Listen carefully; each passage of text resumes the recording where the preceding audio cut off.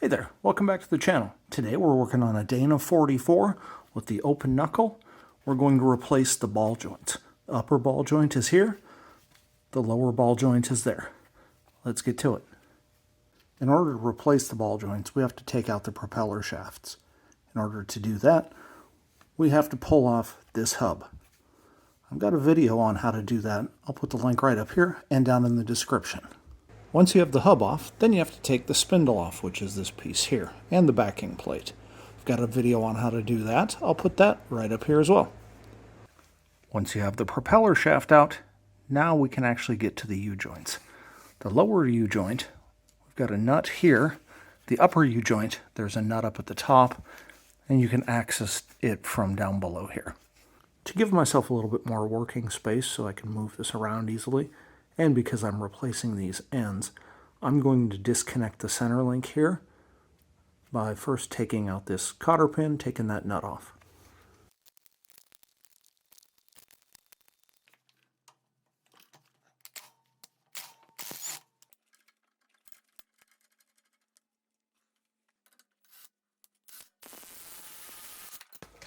You can get by with a pickle fork or hammers, but boy, this sure makes things easy.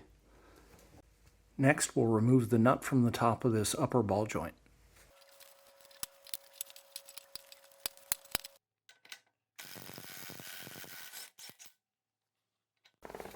Next up, I'm going to pull the nut off of this lower ball joint. Unfortunately, because this is in the way, you can't use the impact on it.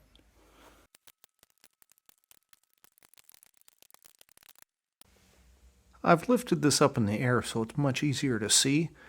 This is the upper ball joint, this is the lower ball joint. What we have to do is this knuckle here, so this piece, the whole thing needs to go that direction.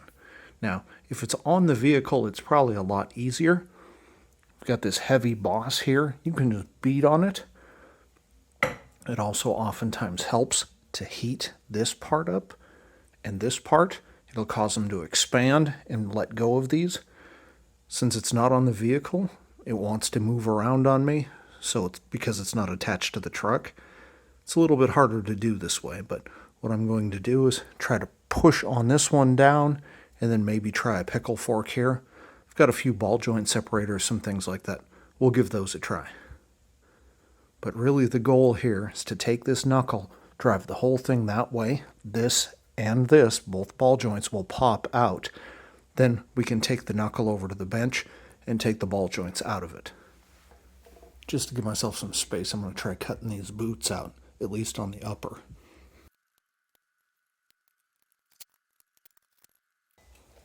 Now I'll try a ball joint separator. Won't fit.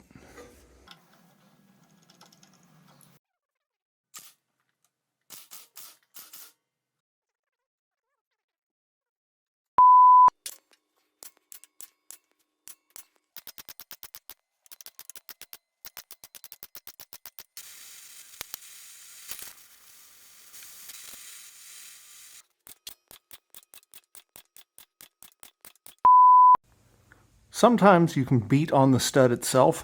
Make sure you put the nut on. You want the stud to be flush with the top of the nut. So when you're hitting it, you're hitting the nut itself and the end of the stud.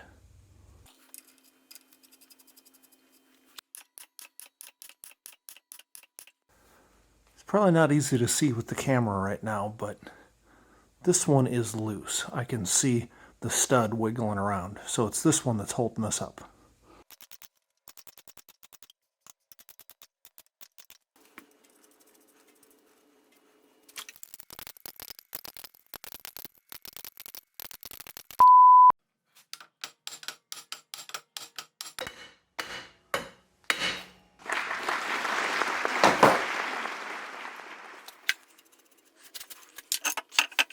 And there we go.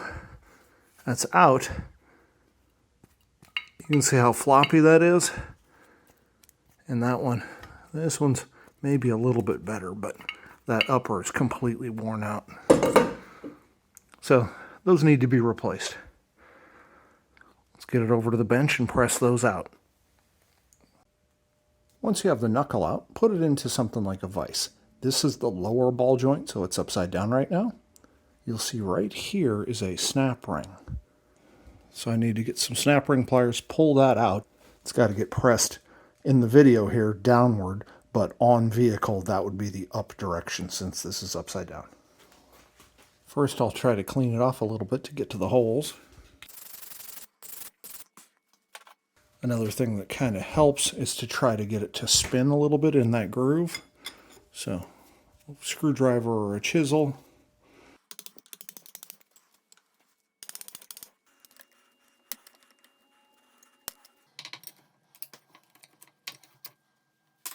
Because this whole thing has to go through that bore, clean up the outside of it.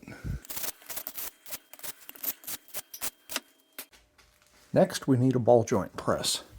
It's really just a big, heavy-duty C-clamp. We're going to press down against this to push it in. So we need a cup to catch it and a tool here to push on the ball joint itself. So here's the stack up. Got this pressing right against the ball joint in here, into a cup, and then the cup is grabbed down below. So now when I tighten this, it'll push down on this, which pushes the ball joint into this cup. The ball joint press kit that I have does not have anything small enough to go on here. I could use a socket maybe, but that's probably pretty tall. I need really something that's only 3/4 of an inch. Maybe even just 1/2 inch. About the same height as this is thick. I don't have anything scrap just laying around, so I think I'm going to just take this over to the press, drop this ball joint through the plate, and then use the ram on something like a socket or something to push this through. Alright, I've got it sitting on these plates here. It's sitting on that flat boss that I was hammering against, so there's plenty of stable surface for that. I'm just going to put a socket over this grease zerk and push down on it.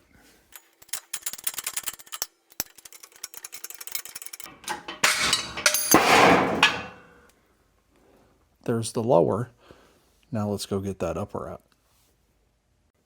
Well, I was going to go back to the bench and use the ball joint press, but I'm sitting here at the press. I might as well just use this. There are plenty of videos on YouTube on how to use the other press.